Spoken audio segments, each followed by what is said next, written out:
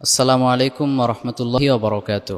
Actually আমার কিছু কথা নিয়ে রিসেন্টলি বাংলাদেশে অনেক কন্ট্রোভার্সি দেখা দিয়েছে, এজন্য মূলত আজকের এই ভিডিওটি রেকর্ড করা। ফার্স্ট অফ অল আমি বলতে চাই যে বেশ কিছু কন্টেন্ট ক্রিয়েটার আছে যারা ভিউ কামানোর উদ্দেশ্যে হোক বা অন্য কোনো পারপাসে হোক, তারা আমার ভিডিওগুলো কাটছাট করেছে। ফর এক্সাম্পল, আমি বলেছিলাম স্বামী স্ত্রীর জন্য প্রেম করা ফরজ, পুরো ভিডিওতে শুনলে বোঝা যাবে, বাট তারা জাস্ট এমনভাবে ভিডিওটা কাটছাট করেছে যাতে করে মনে হচ্ছে যে আমি জেনাকে বৈধতা দিচ্ছি, বাট কোশ্চিনকালে বিষয়টি এরকম নয়।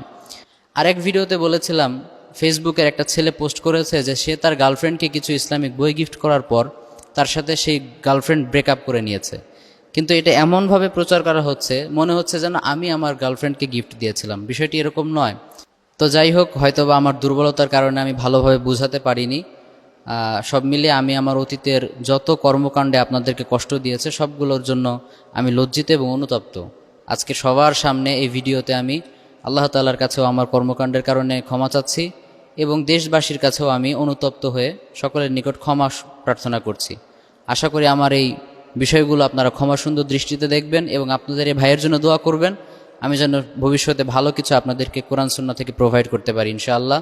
আসসালামু আলাইকুম ওয়া রাহমাতুল্লাহি ওয়া বারাকাতুহু।